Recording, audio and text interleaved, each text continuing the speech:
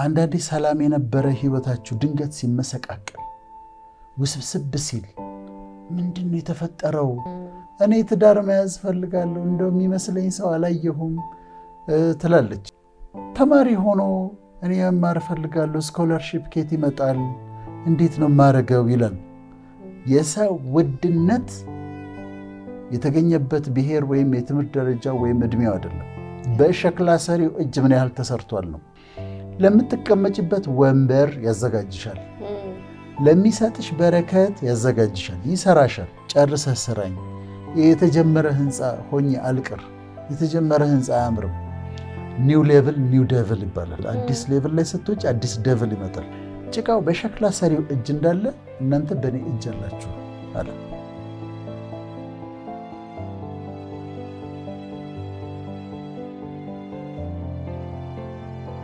አንድ ጊዜ ኤርሚያስ የሚባለው ነቢይ አዘዘውና ወደ ሸክላው ሰሪው ቤት ሄዳለሁ እና ሸክላ ሰሪው ጭቃውን አድርጎ እያሽከረከረ ሸክላ ይሰራል። ኤርሚያስ እያየው፣ ከዛ እጁ ላይ ይበላሽበታል። ሸክላው እጁ ላይ ሲበላሽበት እንደገና ሌላ ዕቃ አድርጎ ሸክላ ሰሪው ይሰራዋል። ከዛ ሸክላ ሰሪው የሚሰራውን አየህ አለው። እግዚአብሔር ነው የሚለው፣ ኤርሚያስን ነው የሚለው። ጭቃው በሸክላ ሰሪው እጅ እንዳለ እናንተ በእኔ እጅ አላችሁ አለው። ዛሬ ሉዓላዊነቱን በጣም አስፈሪ ሉዓላዊነቱን እናያለን። ጭቃው በሸክላ ሰሪው እጅ እንዳለ እናንተ በእኔ እጅ አላችሁ አለ። ስለዚህ ምን ማለት ነው? እንደፈለገ አድርጎ ይሰራዋል ማለት ነው። አሁን ሸክላ ሰሪው ጭቃውን ወስዶ ድስት ይሰራዋል፣ ከፈለገ ጀበና ያድርገዋል፣ ከፈለገ አበባ ማስቀመጫ ያድርገዋል፣ ከፈለገ እንደዚህ ብርጭቆ ሰው የሚጠጣበት የክብር ዕቃ ያደርገዋል። ሸክላ ሰሪው ይሰራል። ልክ እንደዛው ፈጣሪ ደግሞ አምላክ ደግሞ እሺ ያሉትን ሰዎች ሕይወታቸውን የሰጡትን ሰዎች እንደፈለገ አድርጎ ይሰራቸዋል። አንድ ቦታ እንደውም ሲቆጣ ታየዋል። ሸክላ ሰሪውን ምን ሰራህ ሊል ይችላል ይላል። ሸክላ ሰሪውን ሊናገረው ይችላል። ሸክላ ሰሪውን ምን ሰራህ ምን አደረክ ብሎ ሊገሰጸው ይችላል ማለት ነው። እና በሸክላ ሰሪ ይመሰላል። እንግዲህ አድርጌ ይሰራለሁ። ሸክላ ሰሪው ጭቃውን ድስት፣ ጀበና፣ ብርጭቆ፣ አበባ ማስቀመጫ አድርጎ መስራት እንደሚችል እኔ እናንተን የፈለኩትን ማድረግ እችላለሁ ብሎ ራሱን በሸክላ ሰሪ መስሏል። እነዚህ ክሮች ህይወታችን ናቸው እና በቃ ተረጋግተሽ የራስሽን ኑሮ ዝም ብለሽ እየኖርሽ ነው። ህይወቴ ናቸው እነዛ ክሮች፣ ሰላም ናቸው። ከዛ ታላቁ ሸማኔ እጅ ይገባሉ። እንደዛ ክሮች ሆነው ዋጋቸው የወደቀ ውበታቸው ብዙም ማያስደንቅ ጥንካሬያቸው ብዙም ማያስደንቅ ሆኖ ሊያልፍ ይችላል። ህይወቴ ነው ያ ክሮቹ። ከዛ ታላቁ ሸማኔ እጅ ይገባሉ። ፍቅር ታላቁ ሸማኔ እጅ ጋር ስትገቢ ይፈውዝሻል። ሸማኔው ዝብርቅርቃቸው እነዛ ተረጋግተው ተጠቅልለው የተቀመጡትን ክሮች ይወስድና ዝብርቅርቃቸውን ያወጣቸዋል፣ ብትንትናቸውን ያወጣቸዋል። ከዛ ክሮቹ ምን የሚሉ ይመስልሻል? በዛ ሰዓት በቃ ሰላም የነበረው ህይወትሽ ሸማኔው ታላቁ ሸማኔ እጅ ገብቶ ሲፈወዝ ዝብርቅርቁ ሲወጣ ብትንትኑ ሲወጣ ኮንፊውዝድ ነው የምትሆኝ። ምን እየተካሄደ ነው የምትይው። ከዛስ ሸምኖ አሳምሮ የጥበብ ልብስ አድርጎ ሲያወጣ የክት ልብስ የሚባል ነበር። አሁን አይደል ክት ልብስ ሁሌ የማይለበስ ልዩ ልብስ፣ በጣም ለኦኬዥን የሚለበስ። እነዛን ክሮች ወስዶ እንደዚህ በትኗቸው ምስቅልቅላቸው ወጥተው የክብር ልብስ ውብ ሆኖ ይሰራሉ። እኔ ማለት በሰላም ተቀምጠሽ ድንገት ነገሮች ዝብርቅርቅ ሲሉ ዋትስ ጎይንግ ኦን ትያለሽ። ኒው ሌቭል ኒው ዴቭል ይባላል። ኒው ሌቭል ኒው ዴቭል፣ አዲስ ሌቭል ላይ ስትወጪ አዲስ ዴቭል ይመጣል፣ አዲስ ተቃውሞ ይመጣል። ኒው ሌቭል ኒው ዴቭል ስለማውቀው እኔ ኦኬ there is new level there is new devil ስለዚህ ይታለፋል ብዬ ያለፍኩት። ግን ምንድነው ክሮቹ ድንገት ደግሞ እንደዛ ሲወሳሰቡና ሸማኔውስ መስራት ሲጀምር መጀመሪያ አሁን ለተመልካቾቻችን የምንነግራቸው እኮ ይሄንን ነው። አንዳንዴ ሰላም የነበረ ህይወታችሁ ድንገት ሲመሰቃቀል ውስብስብ ሲል ምንድን ነው የተፈጠረው ብላችሁ ስትሉ ሸማኔው እንደሆነ እወቁ፣ ሸክላ ሰሪው እንደሆነ እወቁ ነው። ሸክላ ሰሪው ደግሞ ምን ያደርጋል መሰለሽ? አንዳንዴ ደህናውን ዕቃ ያፈርሰዋል። ደህናውን ጀበና አፍርሶ እንደገና ሌላ አድርጎ ይሰራዋል። እና እኔ በመሰራት አምናለሁ። በሱ እጅ፣ በታላቁ ሸማኔ እጅ፣ በታላቁ ሸክላ ሰሪ እጅ ገብተሽ ፈቃደኛ ሆነሽ ውብና ውድ ሆኖ በመሰራት አምናለሁ። ቀላል ግን አይደለም። በህንፃም ይመሰላል። ህንፃም ሆነሽ ትሰሪያለሽ እና ህንፃ ሆነሽ ስትሰሪ ሰራተኞቹ የተለያዩ ሰራተኞች አሉ። ለምሳሌ ጠራቢዎች አሉ አይደል? ጠራቢዎች አሉ፣ የሚጠርቡሽ ሰዎች አሉ። ትጠራቢያለሽ። ከጎን ከላይ ከታች በደንብ የሚጠርቡሽ ሰዎች አሉ። ያለሽ አማራጭ መጠረብ ነው። ሊሾ የሚቀቡ አሉ። ከዛ መጨረሻ ላይ ቀለም የሚቀቡሻሉ። እና እኔ ሁል ጊዜ የምገረመው መሰለሽ ህንፃው ተሰርቶ አልቆ፣ አንዳንዴ ህንፃው ተሰርቶ አልቋል፣ ግን ይሄ ስካፎልዲንግ አለ አይደለም፣ በላስቲክ ምናምን በሚያስጠላ ላስቲክ ሸፍኑታል።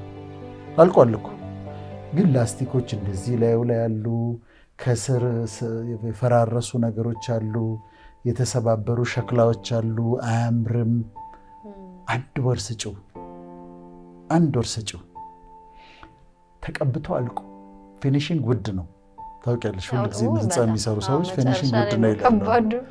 ህንፃው ፊኒሽንግ ተሰርቶለት ቀለሙ ተቀብቶ መብራት ገብቶ ምናምን ተስተካክሎ እነዛ ላስቲኮች ተነስተው ዙሪያው ተጠራርጎ ጸድቶ ስታየው ስትጸው ዋ ይሄ ነበር እየተሰራ የነበረው። እንደዛ ሰፈሩን ያበላሸው። አንዳንዴ እንደዛ ትሰሪያለሽ፣ ህንፃ ሆነሽ ትሰሪያለሽ። ግን ፔንፉል ነው። ጠራቢው አለ፣ ሚቀባሽ አለ፣ ሊሾ የሚያቦካው አለ። ከዛ እነዛን ታልፊያለሽ። በእንትኖቹ በላስቲኮቹ ትሸፈኛለሽ። ህይወትሽ የዛ ጊዜ አያምርም። ሰዎች አይተው ምንድን ነው እሱ ህይወቷን የሚሉት። ልክ ግን ግንበኛው ደግሞ ሰርቶ ሲጨርስ የሚያነጽሽ እሱ ሰርቶ ሲጨርስ፣ ሸክላ ሰሪው ሰርቶ ሲጨርስ ደግሞ ሲገልጠው ላስቲኩን ሲያነሳ መብራቱን በማታ በዛ ጋር ስታልፍ ይሄ ህንፃ ነበር እንዴት ያለሽ በጣም ያምራል። መሰራትም ሰዎች ፈቃደኞች መሆን አለባቸው። ይሄ ነው ፖይንታችን።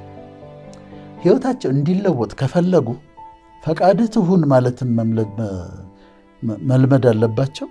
ከዛ በሸክላ ሰሪው እጅ ለመግባት እንደውም አንዳንድ ፈቅደው አንተ የወደድከውን አድርግ ብለው በሸክላ ሰሪው እጅ በሸማኔው እጅ ለመግባት ፈቃደኞች መሆን አለባቸው። እስቲ ስራው ህይወቴ አንተ አስተካክለው ብለው ይሰጡታል።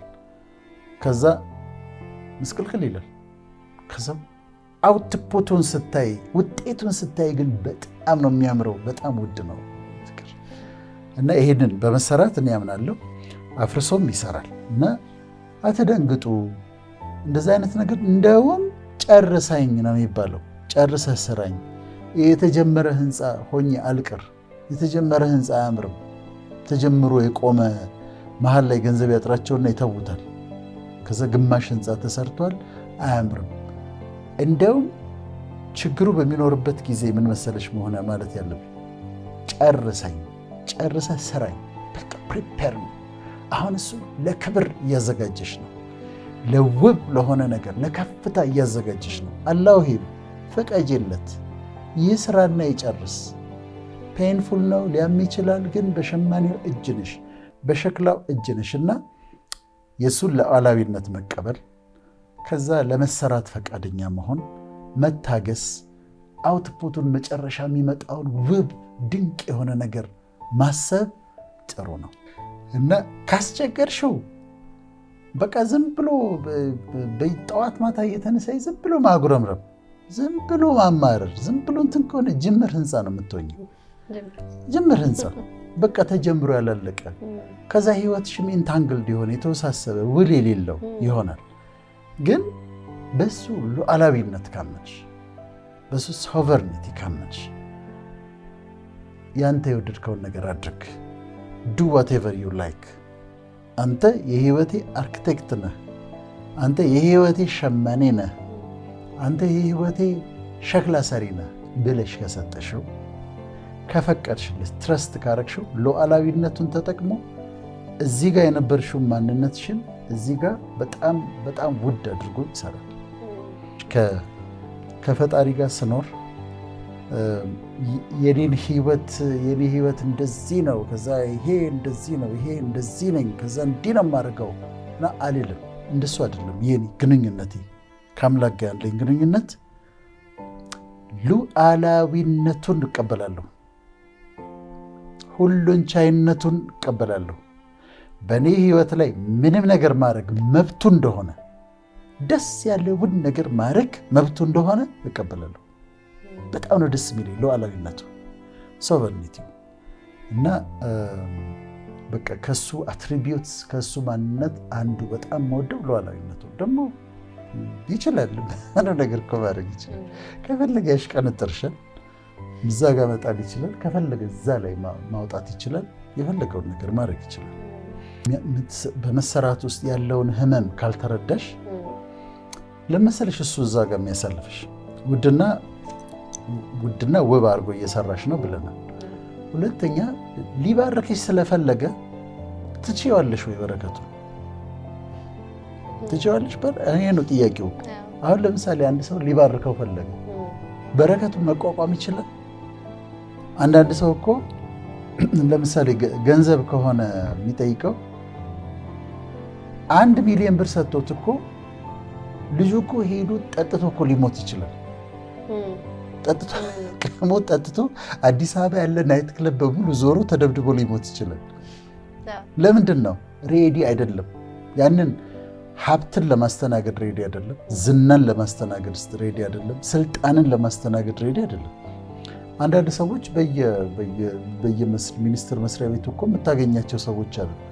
ያችን ወንበር እንኳን ለማስተናገድ ሬዲ ሳይሆኑ ነው ወንበሩ የተሰጣቸው። ከዛስ በቃ ሰውን ውጣ ምናምን ቢሮቸው ስትገቢ እንደዚህ አሁን አዲስ አበባ መስተዳድር የሆነ ቢሮ ገብቼ ነበር። ሰውየው ሬዲ አይደለም። ሂዝ ኖት ሬዲ። እውነቴን ነው የምልሽ። ዝም ብዬ እያየሁት ነበር እና ዲስ ጋይ ሳይሰራ ነው ወንበር ላይ የተቀመጠው። አልተሰራም። ሳይሰራ ሳይዘጋጅ ነው ወንበሩ ላይ የተቀመጠው። ለምትቀመጭበት ወንበር ያዘጋጅሻል፣ ለሚሰጥሽ በረከት ያዘጋጅሻል፣ ይሰራሻል። ቴዲ ጄክስ የሚባል ወደ ሰባኪ ያለና ካን ዩ ስታንድ ቱ ቢ ብለስድ የሚል መጽሐፍ አለ። ካን ዩ ስታንድ ቱ ቢ ብለስድ፣ ትችላለሽ፣ መቋቋም ትችለዋለህ ወይ ነው በረከቱ። እና ለአንድ ነገር ሲያስብሽ ወይም ደግሞ ከአንዱ ወደ ሌላ ፕሮሞት ሊያደርገች ሲል እቺ መሰራት ትመጣለች።